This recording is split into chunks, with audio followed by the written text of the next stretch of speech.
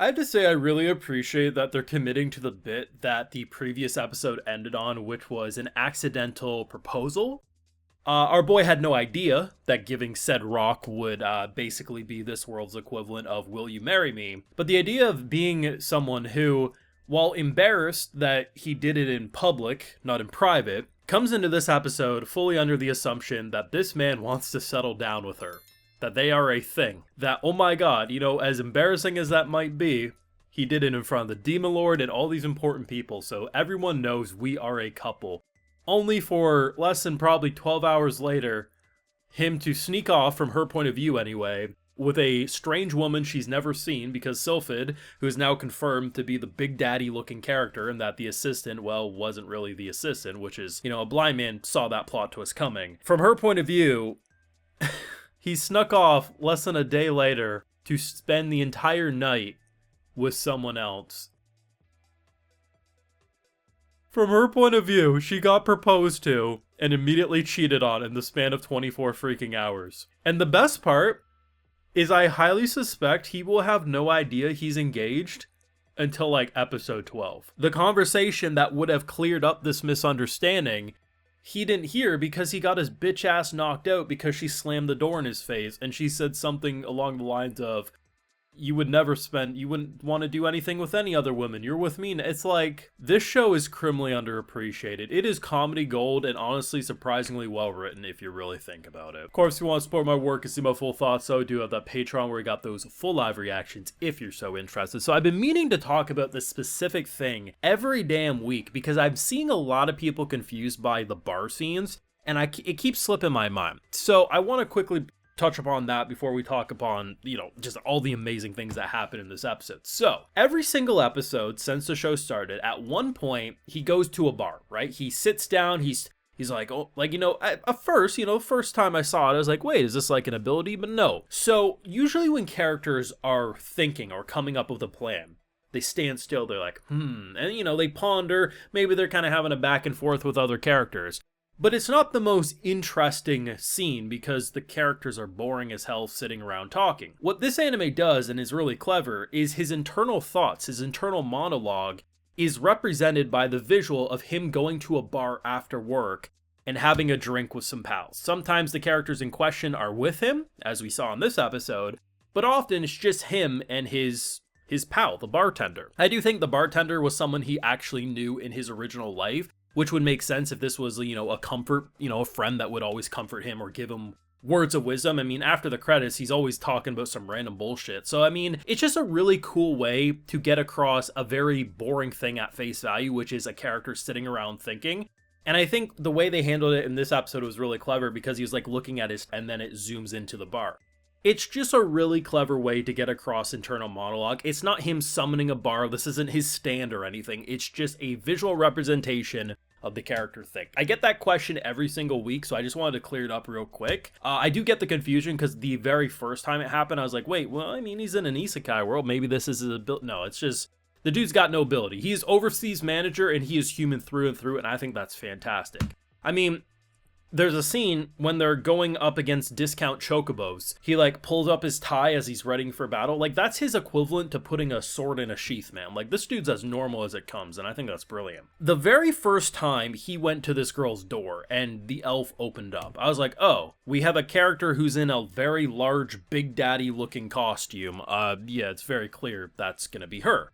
And we get the confirmation now that, yes, that is indeed her, and it's pretty clever because she's like, hey, if everyone knew my identity, everyone would pile their work on me. People don't know who I am. Depending on who comes to the door, she can just say, I'm the assistant, go away, as she's been doing. So the big mission of this episode is essentially we have a bit of a cultural divide.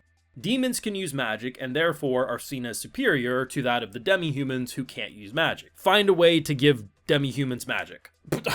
Okay, boss, we'll get right on that. Turns out, this girl Sylphid has actually already developed something that can do that. The issue is that it costs millions and millions of dollars. But, as we see, we transition to, what if we just do a singular spell, then you can use cheaper materials, and it's like, okay, that actually works. The prototype busts, and, it's not working out as well, but I love the clever idea because you can see the modern thinking going on here. The idea of, taking away features, and he thinks of technology, which, these damn billionaires, am I right? But it's true, like, take away some features, you can sell it at a cheaper cost, or, you know, it makes things that maybe are impossible to mass produce because you have all this amazing shit, but you have a simpler version, a cheaper version for the general consumer. And that's where the first idea came from. And what ended up happening was the idea of like giving them magic at face value. They could defend their homes, they wouldn't feel as inferior. Turns out we didn't even need to go that far. What they end up doing is the initial startup sound of this like crystal is enough to kind of push back the birds, right? And the idea that it works on a lot of different creatures, you can mass produce it for cheap. The Demon Lord sets it up in all these villages, and they essentially have guards that protect them from the general monsters. It gives like almost an element of magic, but also probably keeps them more on equal playing fields. And I think it's just so clever. It's once again another modern idea in a way, in terms of how he was thinking of technology and dumbing down ideas like that to mass produce it, and just also incorporating it into a more magical flair.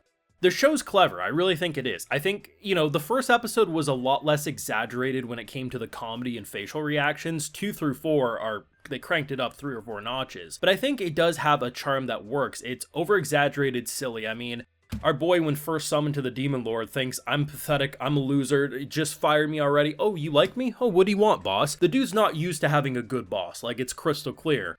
And those little gimmicks, those little elements, and the way that things that would normally be jokes like, oh my god, the MC accidentally proposed, it's actually lasting. It's not just a cliffhanger, a little funny moment. No, like, she legitimately believes that. It's not as episodic and I think lack of progression as I thought the show would be. And I think after now seeing a month's worth of this show, I mean, I was sold after episode 1, but like, I'm already ready for a season 2 if they'll confirm it. You could probably nitpick, you could probably say certain aspects of the visual department could be better, but I mean, at the end of the day, the show looks good, it's funny, and I think, if anything, like I say on this channel a lot, the sillier a show is, the more I can forgive shortcomings in visual departments because I just assume it's a funnier moment, you know what I mean? I mean, at this point though, I think it's pretty crystal clear that if they've already confirmed one of the girls who is, you know, suited up to hide her identity, yeah, the Demon Lord's 100% a girl too. The only thing that would be a surprise, which I have seen the theory floating around, does the Demon Lord also come from Japan or his original world, which would be an explanation on why she's so familiar. Potentially. But at the same time, this also, based on the big file she had on him, I'm going to say the Demon Lord's a girl at this point. I refuse to accept otherwise. I would just assume there's been a lot of research into Earth, but at the same time, I'm not going to be surprised if it turns out this is also a human. Time will tell, but fantastic shit as per usual. Let me know your thoughts and feelings on this week's episode and how much you're enjoying it so far. Leave a like if you enjoyed, subscribe if you're new around here, of course, ring that bell, and like and mention full live reactions over on Patreon, and hey, while you're over there, I'll also give you a video shout out. Alright, so today we got Jacob Darkfire, Min Young, June 96, Miguel Frances, Dark Lord Dashi, Kim Andre Olsen, Dreadseed, and we also have Jacob Winslow. So I appreciate the support, everyone. Please take care. You'll have a good one.